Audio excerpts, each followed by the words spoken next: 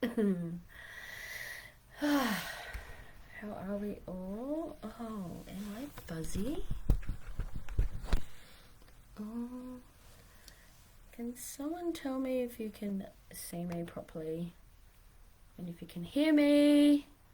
Do I need to speak louder? I think I'm okay.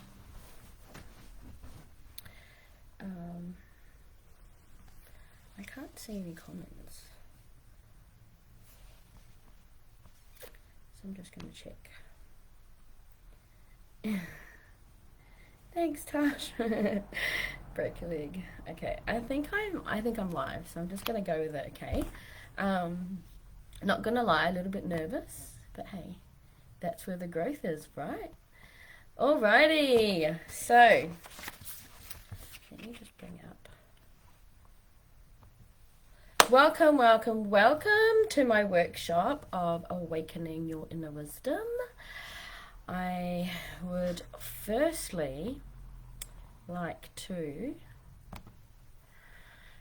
begin by acknowledging the traditional owners of this land in which I currently reside on, the Awabakal people, and I'd like to pay my respects to elders past, present, and emerging.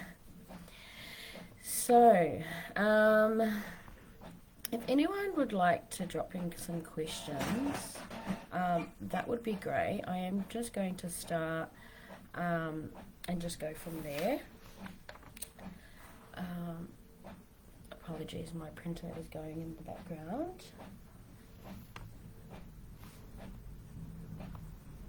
So I am going to read a little, I think it's called an insert, or this is what I was channeling last night, and I didn't want to read it because it is, I believe that this little insert, a lot of people can relate to it. So I believe Spirit is telling me to share this because it might help someone in their journey, in their healing, you know, finding ways and how to sort of tap into their inner wisdom.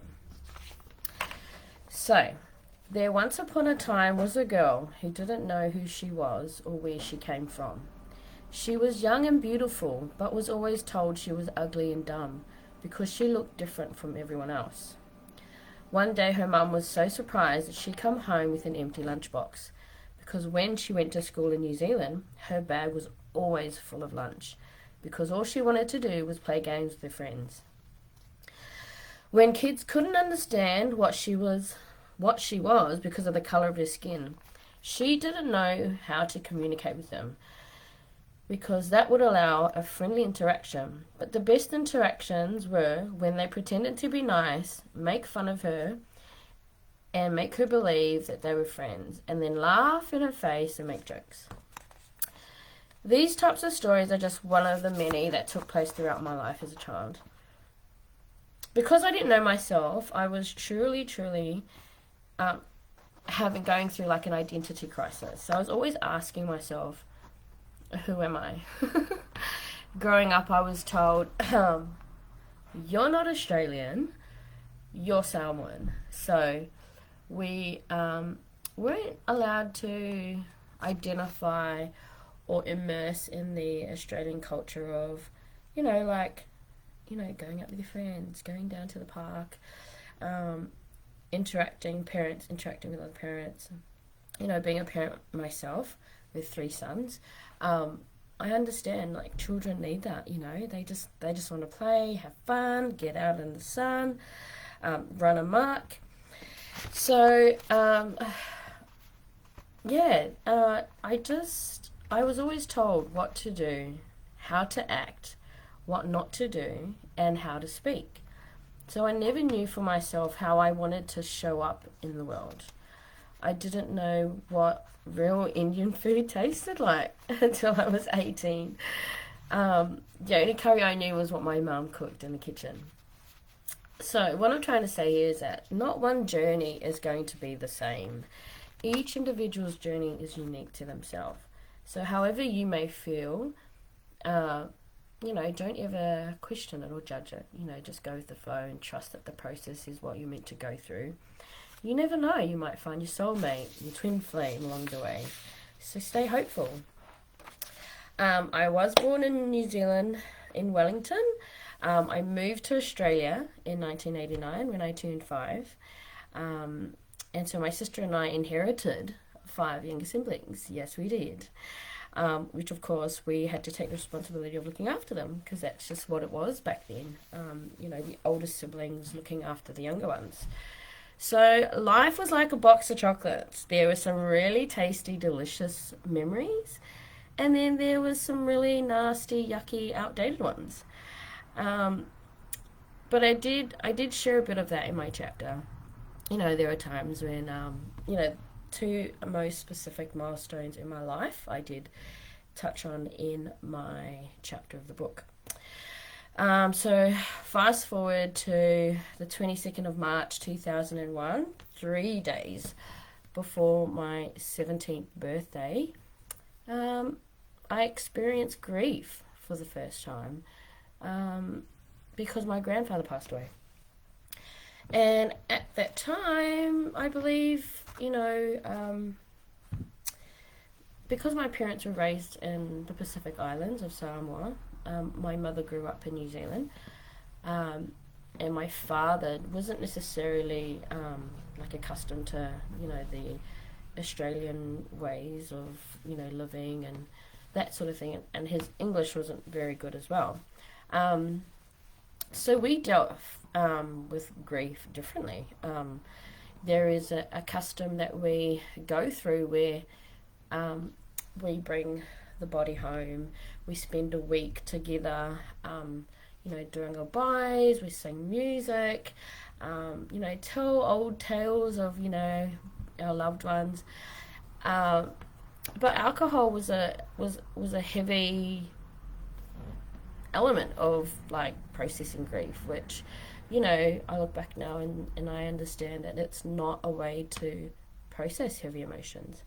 And so that is what I'm here to do, basically, is to help, not necessarily just Pacific Islander families, but cultures across the board to learn how to deal with grief and to move through heavy emotions, how to bring the family together in a really sustainable and healthier way.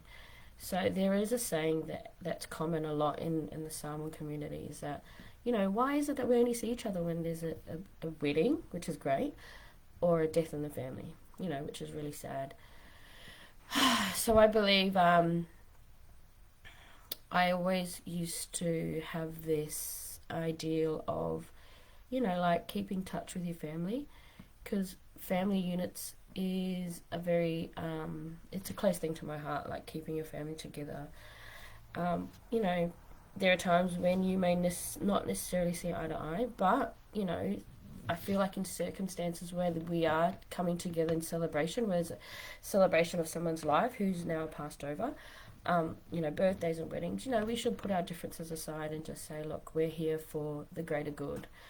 And what I've learnt about myself is that, I see things in a bigger picture, broad perspective. So something I've learnt about myself. And although I did go through an identity crisis where I was too white to be Samoan, or too dark to be Australian. So I had to really, really dig deep and learn about myself and why I'm here and why I do the things that I do. Why do I choose to show up in life the way I do? Pardon me, I need to blow my nose.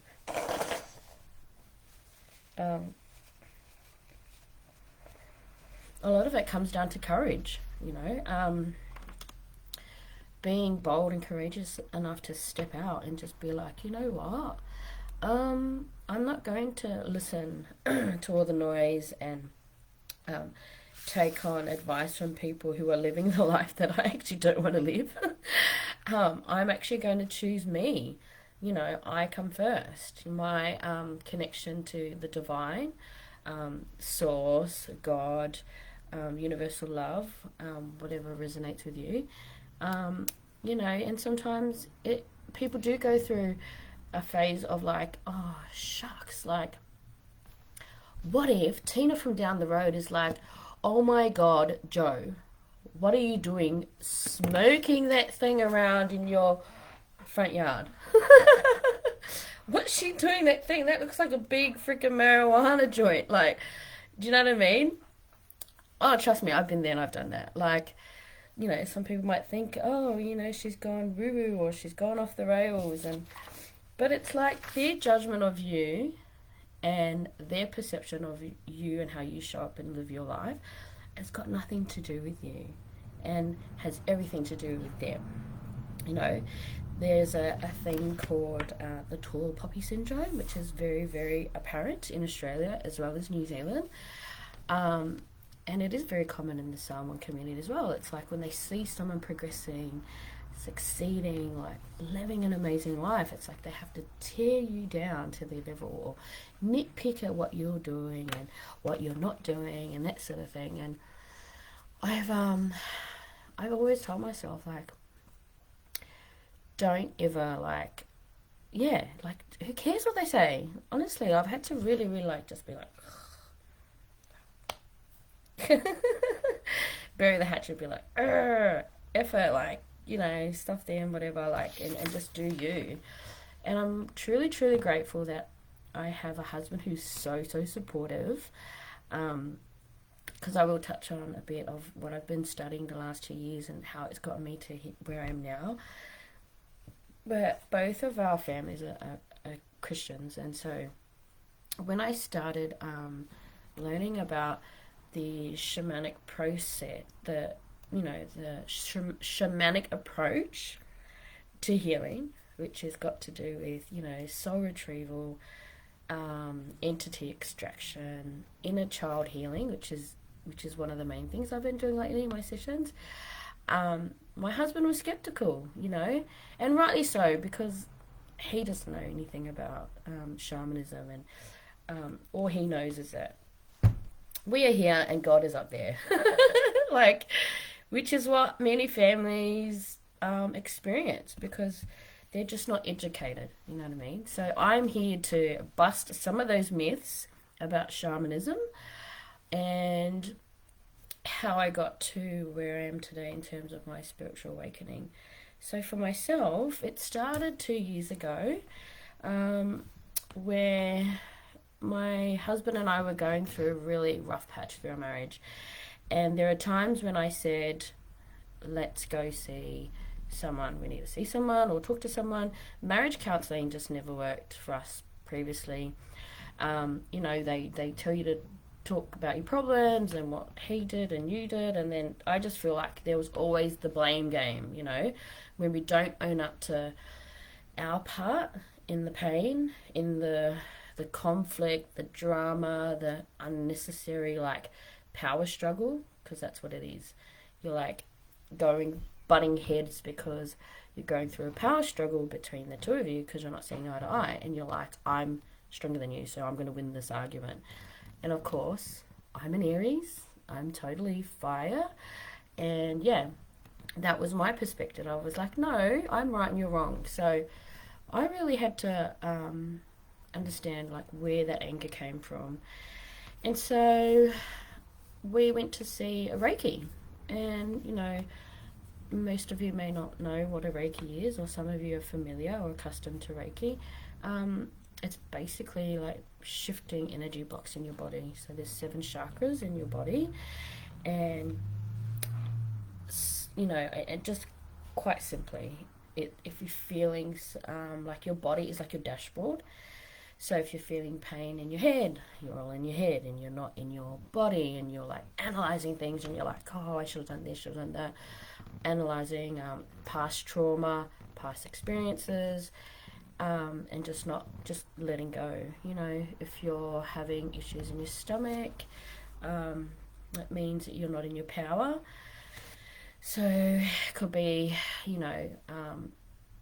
following what the trend is doing, in terms of like what's happening in the world right now, and you feel like you're obligated, you need to do what everyone else is doing, but instead, you're compromising what you stand for, and you can have, digestion issues and that sort of thing. Or if you've got a block in your heart, there could have been past experiences where you've been mistreated, abused, physically, even emotionally, and you've closed your heart, like you could have dead bolted your heart or something because someone has, so many people have disappointed you. So that's an aspect of, blocking that as well. So, what I do in my sessions, well, particularly with this session that I had when I first experienced it, was that my heart was really, really hard at the front, but the back was open. Um, so I was afraid to give love because I always felt like I was being disappointed, or I would do something, and then I'd be criticized or judged for whatever reason. And a lot of my healing came from understanding why I was reacting that way, what I had to change, my mindset, and my language to myself. So I had to do a lot of like inner work stuff about my childhood and things that happened to me in my childhood. And I'm not saying like everyone has a traumatic childhood. You know, the way we perceive our traumas is based on our perception. You know, we could move through them, and then they can have no attachment to us. And that was one thing I really had to learn about, was to detach. Detaching, which is a huge thing, in terms of like expectations. I feel like expectations is such a dirty, yucky word, but I found that they were the two things that I really had to work on. Was that I had this expectation of how my husband should be showing up for me and how my family should be, and then I'd be like attached to that outcome, and if it didn't come my way, it would be like, why? Why aren't you doing this? And why aren't you doing that? So there was just no, to be honest, my husband had no chance. There was no win-win. It was literally like win-lose. Do you know what I mean? So there was times where we definitely had to compromise, you know. And in the last 2 years, that's been a huge thing for us. And another word I like to use is disembodying this blockage, which in shamanism is what we try to get you to identify with, is a blockage that may not feel like an object, but in like you may not think of it as an object, but in the feeling in your body, it's just like this heaviness, you know. So it could be, you know, something that happened to you in your childhood, and it's deeply rooted, in your body. My first experience of that was disappointment, and it looked like a black needle, like one of those pinpoints on a map, but super long, that it was like pinned down to the ground. But in my physical body, it was like a black Rubik's cube. So yeah, you know what I'm talking about. It wasn't colourful, it was black. So you can imagine that being stuck in my heart, and removing that and then just filling it with love. Words of affirmation. I just absolutely love that. I'm a big advocate for personal development, self-love, self-care routines. So yeah, words of affirmation. Giving yourself love. One thing that I've learned about myself is that I used to be in the victimhood mindset of, once I went through 2 miscarriages, and it's not a nice feeling. I never understood what miscarriages were when I would hear of other women in my community and my family that had gone through it. And I wasn't in my power or in my creative space. And, sometimes these souls come into your life to teach you something about how you're not showing up in your life, or how you're not showing up in your business or in your family. So I'm truly blessed. I have 3 earthlings, my 3 boys, and 2 angel babies, who I've dedicated this chapter to, which is my 2 angel babies. So yeah, what else? I'm just gonna check. I can't see any. I have. There we go. Hi, my handsome husband. Oh, hi, Alison. Hey Tash. Okay, I'm just going to. Alright, sorry. Blow my nose again because this usually is what happens when. Okay, so I did bring some cards too. I can't see any questions, so I'll just keep going. So why did I choose to go down the avenue of Reiki?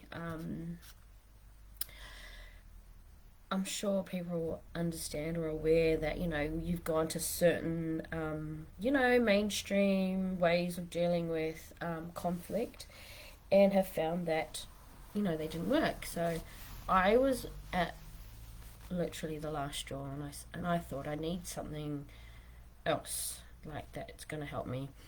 And my beautiful friend, Rehana, who is an amazing Reiki healer. She also practices in Ho'oponopono, which is an ancient Hawaiian prayer, which I say all the time, because if I'm feeling a certain way and I need to sort of detach from, someone or something, I just say it over myself, and it's really simple, like four sentences. It's I am sorry, please forgive me, thank you, I love you. That is the real simplified version. I can add the link down at the bottom of this later on to the full extent of the prayer. Okay, and so with that, I then became. I really noticed a shift in my body, in my emotional body, and my mental clarity. So I then decided that, okay, well, if this is working for me, geez, like maybe this can help my husband. And with like numerous talks, hands up are women who try to convince their husbands. It just goes through one ear and out the other, or they're just like, I don't know what you're talking about, whatever. Yeah. So I really had to like constantly bring it up. And it wasn't like in a nagging way. It was more or less a way of like, look, if you're not doing it for yourself, do it for our kids. Like, do it for our marriage, do it for our family. So eventually, it must have taken at least 2 months. And he saw a kinesiologist, my beautiful spiritual mother, Jacqueline, who I did mention in my chapter as well. And he had one session with her, and it was amazing. It was amazing because that was the pivotal moment where he gave up binge drinking alcohol, which is basically like what most of our, if not all, most men deal with trauma, and it stems from childhood. So of course, because my husband and I are both Samoan, we didn't understand what childhood trauma was, or generational trauma for that matter, until he dove deeper. Like, there was multiple layers of stuff that came up and he didn't realize. And then he had seen my beautiful friend and soul sister, who's also an author in this book, Steph Lavelle. And there was an incident where, there were suppressed emotions and memories from his childhood because of a certain, a certain incident that happened in his childhood back home in Samoa. So that's how we've gotten to this stage. And of course, what's been happening in the world the last 2 years, like, I've really, delved deep into other ways of, healing, spirituality, because I was accustomed to only just believe in God. That was just how I was brought up. But when you know in your body that, hang on a minute, this makes sense, and you're just like, wow, yeah, okay, that it's like a remembering. It's like your soul knows where you've come from, where you've been, where you need to go, and it's like trusting that you're always divinely guided, and that everything that unfolds is for the benefit of yourself and your life. So life never happens to you, it happens for you. Do you know what I mean? So I am a big believer that things happen for a reason, whether we choose to accept it or not. That's based on our free will, which has been given to us. It's our birthright, it's our sovereignty to differentiate, where we want to go or how we choose to look at things in life. So I think that was basically what that was. I wanted to talk about that. So, busting myths about shamanism.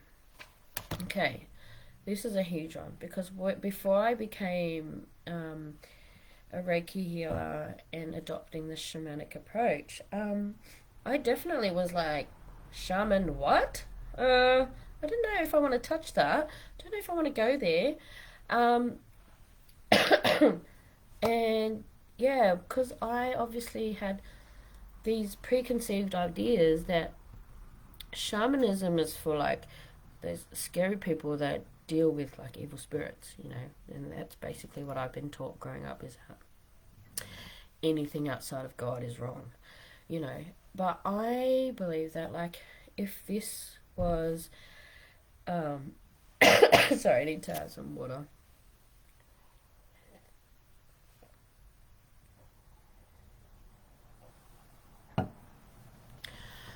Yeah, I believe that if God didn't create these people to bring into the world a form of spiritual practice, then who are we to judge? We don't know God or Source, Christ consciousness. We don't know their intentions. Like, jeepers, if you do, I don't know why you're living on Earth. But, I mean, and that's the thing. Our humanness tends to judge things, make all these ideas, make all these excuses, and just think, nah, I'm not going to go there. And there were so many things that were happening in terms of like my choice to move forward and just literally like just go head first and figure out the rest later, was that the people around me started to change. And that's the fear, false evidence appearing real, is the fear of that. Oh my gosh, like, I'm going to lose my friends, I'm going to lose my family, going to lose my church or like whatever it is, my job. Like sometimes it can be really extreme like that. But I had to decide for myself, because I was given a message that if I did, this is from another person, if I did go down this route, that the consequences will be on myself and my husband and my kids. Like, what kind of a God would give me a message like that? That is wrong. I'm sorry, but if God is love, right, and this is what most, I'm not going to say what the religion is, but if he's unconditional love, he would never, ever put a condition on you to do one thing or another. Like, he's given us the free will. I'm just going to say he because he's divine masculine. He's given us the free will to choose what we want to do. And so my life is a completely changed 360. I have like cut off people that just didn't serve me. I've cut off addictions and like bad, I'm gonna say bad behaviors or bad default behavioral patterns that never served me. And I chose to show up in the way that was authentic to me, and I didn't care about what people's judgment or what they were saying about me, because I always say, if God is for me, then who is against me? Literally, like, who? There's no one more powerful than Christ consciousness, Source, God, Buddha, Allah, whoever you resonate with. There is no one. So, I need to blow my nose again. Please excuse me. I'm going to scroll down to see if there's any questions or comments. Hey Craig. That's amazing, Gabrielle. You did Reiki 1, embarking on a new journey. Yes, go you. It's absolutely changed my life. And my husband tells me all the time. Like, he's so grateful for the journey that I'm on. Because we are the way showers for our children, right? Like, our children reflect to us, things that we should be changing, or things that that could be changed, or um, sometimes they just, that question they always ask, why, mum, why? It drives you mad sometimes. But it's true, like, they just hold a mirror up to us in terms of, like, where we can be showing up more authentically, right? Um, so furthermore in that shamanism, there is, myths that, it's not of godly works. It's like the oldest spiritual practice on the planet. And, for a time, maybe 10 years ago, it was like only a South American thing. That was the, the idealism at the time. That was like, we're not from there, so you shouldn't be practicing.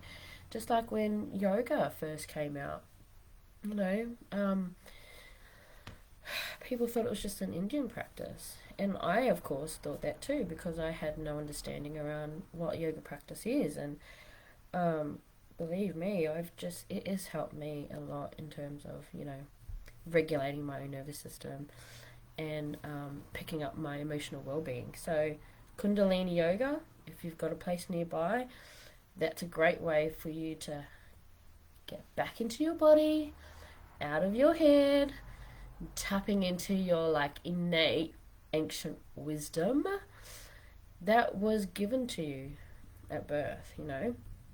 Um, One of the other authors, Shay Fairley, she's an amazing evolutionary astrologer. She has taught me so much about, my birth chart and that sort of thing. Like Gene Keys, human design, like I've done her courses and that's helped me learn more about myself too. That's helped me tap into my inner wisdom, my inner knowing. When you hear things about, okay, your could be your human design, of how you attract people or how you like to teach things or show up.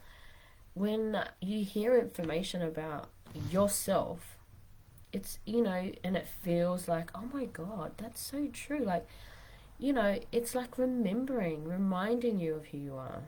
You know, you are a soul living a human experience. Sometimes our humanness does let us down. You know, we get ourselves in the dumps and then we decide, oh, I'm just gonna stay here. I'm gonna be miserable. I'm just gonna like hate everyone and hate myself and talk negative and drown myself in alcohol. Like we allow that. That's just human nature sometimes. But then it's like, why? Why do you want to stay down there? Why do you want to live a miserable life? Don't you want to know what's just around the corner? Don't you want to know what's just over the mountains? Or, like every opportunity there is in your life, there's another opportunity waiting for you just around the corner. It could be someone you're meant to meet. It could be a message for you in terms of like signs. I've allocated signs to my, my family members that have passed over. Mine are like butterfly, a feather, a dandelion. They're the three main ones that I see. And yeah, they're just like your spiritual team, just sort of like acknowledging that you're on the right track. Like sometimes we doubt ourselves. It's like, oh, are we doing the right thing? Are we going in the right direction? But, that's just our humanness getting in the way, like our conscious mind going, oh, you'll know in your body, and, in your body is in like, you might get a tingle. I get tingles on the top of my head down, like, maybe on my back, or my hairs will stand up, and I know that, yeah, that's a sign that's saying, okay, that's my unseen team telling me, go girl, like cheering me on, like woo, like there she goes again. Like yeah, there's just like an inner knowing, and everyone's different. What makes me awakened and knowing may feel different for me than it is for you. um there is this old I don't know, wives' tale ideology that, like there's dark spirits or evil or the devil or that sort of thing, or non benevolent. Um, I don't believe in hell. I believe like heaven is on earth, and we were put on earth to raise the vibrations, to bring humanity up into like the higher realms. And so, I feel like in terms of what they call hell, it's probably the lower dimensions of earth. We're going into the 4 and 5 dimension of earth. And so when people term hell, it's like, well, no, that's just the lower dimensions. Just like when I'm talking about the emotional tone scale, shame and guilt is one of the lowest vibrations and is the closest to death. Really, it's the closest vibration to death. So it's like almost like, I'm sometimes like I'm just thinking like, why do we do that to ourselves? Why do we want to live in trauma? Why do we want to keep repeating the same lessons over and over again until like it sticks? Like, why? Because we're just used to it, or we're heavily like just nutted into the crux and cranny of like the matrix. I can go on forever about that, but I won't because an hour is not long enough. But yeah, I mean, some tools you can use to get into your body is grounding. I remember Steph would say to me all the time, like, let's go sit here on the grass, and I'd be like, why? Well, that's why. We're so disconnected to our earth. Like, the earth has so much magnetic, energetic vortexes, like, just laying. I mean, I can't lie naked on the grass because our fence is low. But just getting like your whole back on the grass, soaking in the sun, deep breaths. It's amazing what deep breaths can do. And laying on your stomach on the grass as well. That's a great grounding technique. Breath work. I always say 3 in and 5 out, or 3 and 7 out. In yoga, they teach you the Satanama, which activates the brain synapses. So if you're feeling stressed, the kids are running mad, and you've just walked in the door and there's no dinner, you just go Satanama,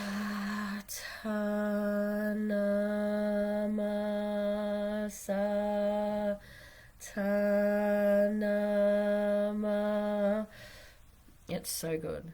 Like literally just rewires your brain. You're like, oh, okay, I'm not going to scream now, I'm just going to go and start cooking dinner, or whatnot. What's the other mythology? Yeah, myths about that. Yeah, that was the other thing. Shamanism is not a religion, so therefore it's not good, but I think I've already touched on that. So I've got 20 minutes left. Yes, I do. I just thought I might go, I will do like an emotional tone scale with you. So I'm going to check the comments or questions before I start. Yes. That's amazing, Gabrielle. So good. You'll definitely love that. Okay. So I'm going to get you to close down your eyes. I think this will probably only take 15 minutes. So let's see if I can put on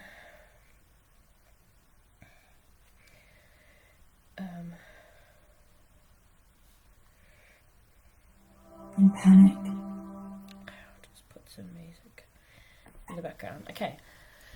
So if you can close your eyes.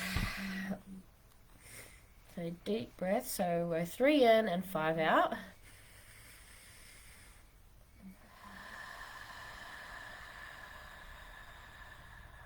Do that 2 more times. 3 in, 5 out.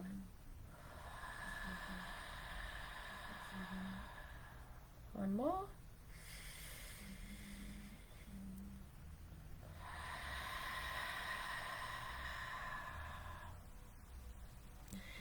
Now, while we're doing this emotional tone scale, I'm just going to put a golden dome around us. Yes. Thank you, thank you, thank you, thank you.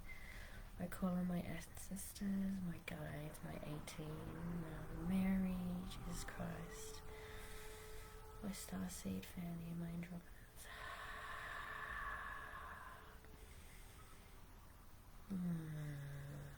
Okay. So I want you to feel like you are laying in a pile. It's like a little pond of water, and it's quite heavy, and you've just suddenly realized that your whole back is wet. So you sit up and you stand on your feet, and you can feel the mushiness, this dark, heavy, grainy, sandy feeling below your feet. And so you start walking out. You can feel the sand beneath you. The clothes are dripping wet. Your legs are heavy. And each time you take a step, water is dripping off you. It's dripping down your face, down your hands. And you feel like you need to take your pants and all your wet clothes off. So one by one, as you walk, you strip off those wet, damp, heavy clothes. And as you walk, you're taking deep breaths.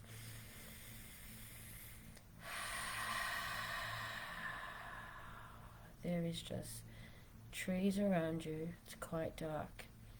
And as you keep walking down the dirt path, you see that there's a neat pile of just brown, earthy, beautiful clothes.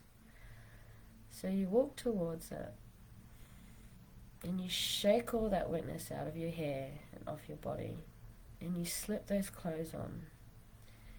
And as you put them on, you start to see the green on the trees, pops of purple, white.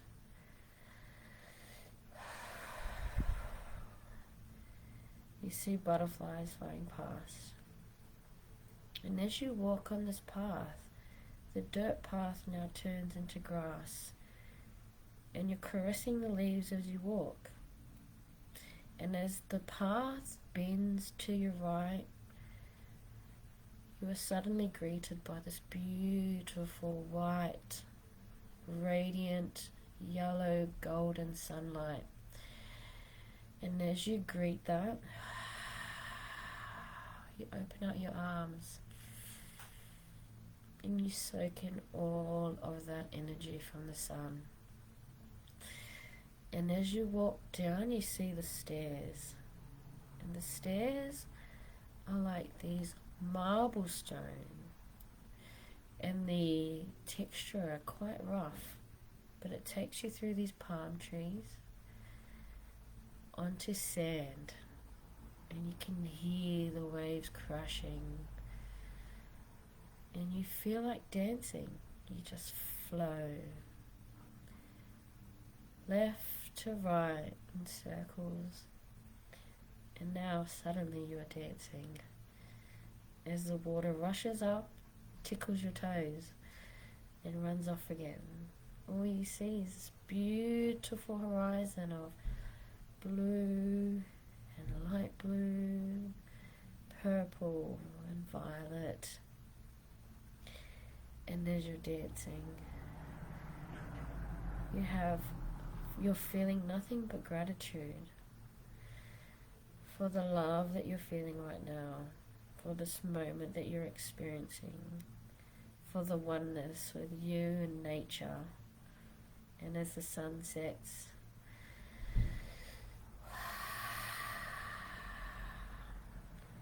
you thank your golden star for bringing you here right now in this moment. And as you say thanks, you come back to your body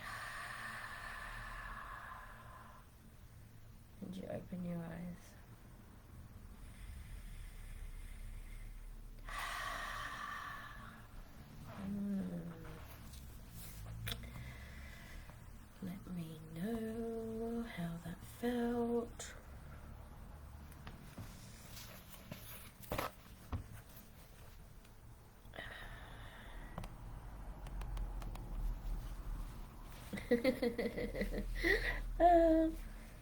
Thank you, my darling.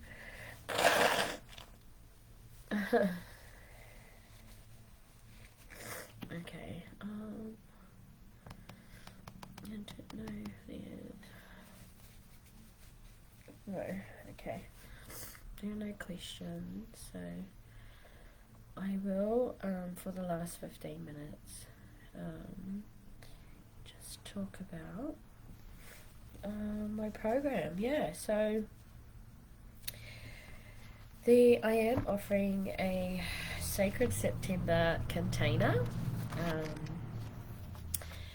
which is called Activating Your Inner Queen or Inner King, for our males out there who would love to work with me one-on-one. It is a mentoring container for 3 months, and it is it's not necessarily like a coaching program. You know, I am mentoring you, but I'm helping you in activating your inner wisdom, your ancient wisdom, your cultural ties and heritage. You know, your basically, bringing your soul wholeness back to one. So when I touched on soul retrieval, some people may not necessarily understand what that means, but when we go through trauma in our life, I'm not necessarily speaking on just your life now on earth, it could be past life trauma, and so your soul has been fractured off. So what I do is I work with you in going back to those times of trauma that mainly from this realm of earth, your life here now. I go and help you visualize those perceived traumas, and bring your soul back. Because sometimes our soul has been left behind. It could be hiding under a pillow, which was one testimony it was under her pillow. One was it was in the cupboard. The other one was it was in a doll. There, and if you think about it, when you're a child, you used to hide things so that you know where to go back and get them, or hide them from other people so they wouldn't know where they are. So that's what I do. I love working with inner child healing, and I've gotten so much great feedback. I love what I do. It's amazing. I love holding space. I've only worked with women so far, but please, men out there, if you'd like to work with me, I'd love the opportunity. But it's not about me. I'm only the channel that will bring the messages and the healing and what you need in order for you to move forward, whether it's a crossroads in your business or your life or relationship. I can help you get there. Some of the things, I'll just go through it with you. So some of the desired outcomes that you may get out of this by working with me in the Sacred September mentoring container is to help you understand your soul purpose, your mission here on earth, becoming the king or queen of peace. What I mean by that is letting go of the inner conflict that's happening within you, and that's projecting out into your life right now in terms of how your family is functioning or how your business is functioning. I'm great at undoing conflict because I used to be the queen of drama, queen of conflict. So that's why I am the queen of peace right now. It's just amazing. You can create finances to live the life that you truly aspire to live. I can help you do that. That is one of the desired outcomes. Having happier children at home, being able to connect with them on a deeper level, understanding their soul story and teaching them, how they can show up in the world, and, how the friends that they've attracted are there to teach them something about themselves and how they can help their friends in lives, because, you know, let's face it, there's so many broken families, broken homes. Divorce rates are just skyrocketing. I think it's like now 80%, which is like more than doubled from, you know, when I was a kid. So yeah, like helping our children, that's one of my absolute soul mission, is to help our children be the next generation of creating harmonious homes for their children, you know, and working with our men who are continuously going through that conflict and turmoil and drama, and, you know, repeating the same trauma that they've gone through in their life. You know, it's time to break that, you know, break that generational trauma. You know, our kids deserve to have the most happiest homes, to live the most fulfilled and soul enriching life, you know. They chose to come here and chose you as the parent. So, you know, we've got to owe it to ourselves to show up for them, to do the work, like really do the inner work. And remember why you wanted to be a parent. Remember why you wanted to bring kids in the world. And remember why you love your partner, your wife, your girlfriend, your baby mama, however multiple baby mamas you might have, you know. There was a reason why you were attracted to them. 99% of the time it's because of their energy, or, you know, how they carried themselves. You know, whatever the conversation sparked at the time, there, you know, something was there. There was an attraction. That is one desired outcome.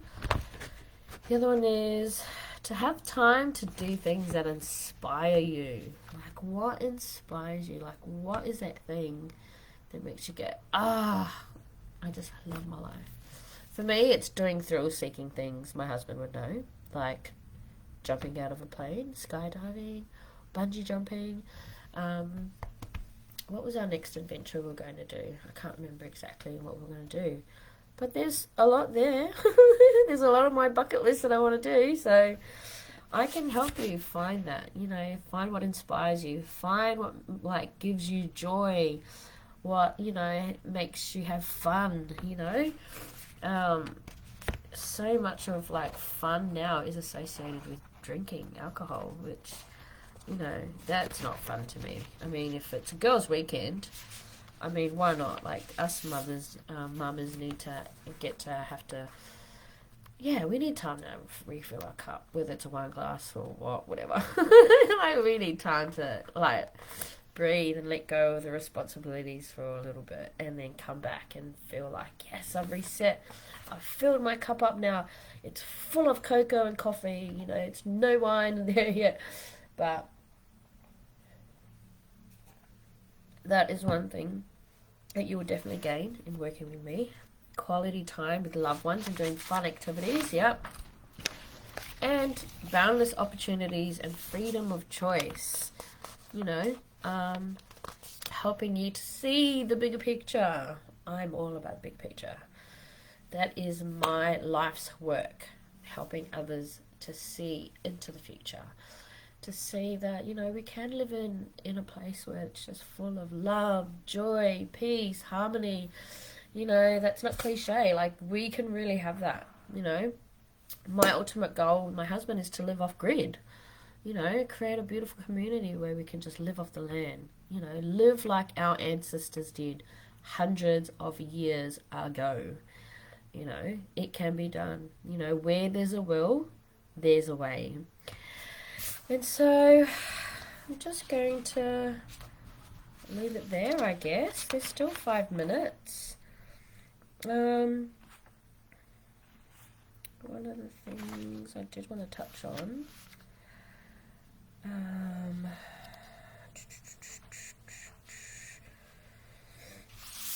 Yeah, I'm going to check if there's any other questions or comments at the bottom. I'm just going to scroll down a bit.